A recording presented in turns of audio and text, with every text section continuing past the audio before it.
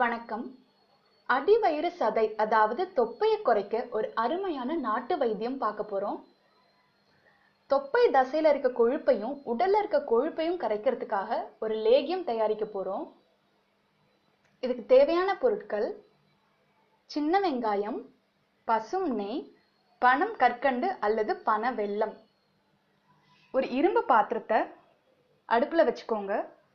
கொஞ்சமா நெய் விட்டுக்கோங்க. நெய் சூடேறினதுக்கு அப்புறமா தோல் உரிச்ச சின்ன வெங்காயத்தை அதுல போட்டு நல்லா வதக்குங்க. நெய்யில சின்ன வெங்காயம் வதங்கும் போது மெழுகு மாதிரி அப்படியே உருகிடும். அதே மாதிரி இந்த லேகியத்தை நீங்க சாப்பிட்டு வரும்போது உடல்ல இருக்க கொழுப்பும் மெழுகு மாதிரி கரைஞ்சி வெளியேறிடும். இது நல்லா 10 நிமிஷம் வதக்குங்க. 10 நிமிஷம் வதக்குனதுக்கு அப்புறமா ஆற வச்சு மிக்சியில சட்னி பதத்துக்கு அரைச்சி எடுத்துக்கோங்க. தண்ணி எதுவும் ஊத்த வேண்டாம். அதே வாணல்ல கொஞ்சம் சூடேற்றி கொஞ்சம் நெய் விட்டு இந்த அரைச்சதை போட்டு நல்லா வதக்குங்க. கொஞ்சமா பனை வெல்லம் அல்லது பனங்கற்கண்டு சேர்த்து லேகிய பதத்துக்கு அடிப்பிடிக்காத மாதிரி கிண்டிட்டு இருங்க.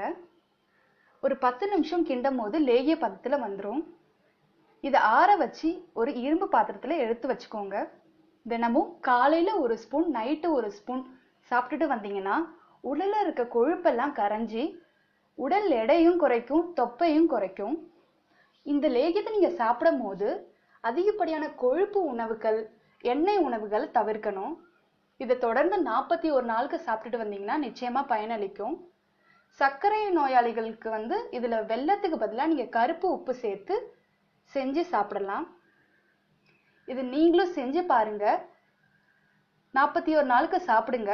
உடல் எடையும் தொப்பையும் நிச்சயமா குறைக்கும்.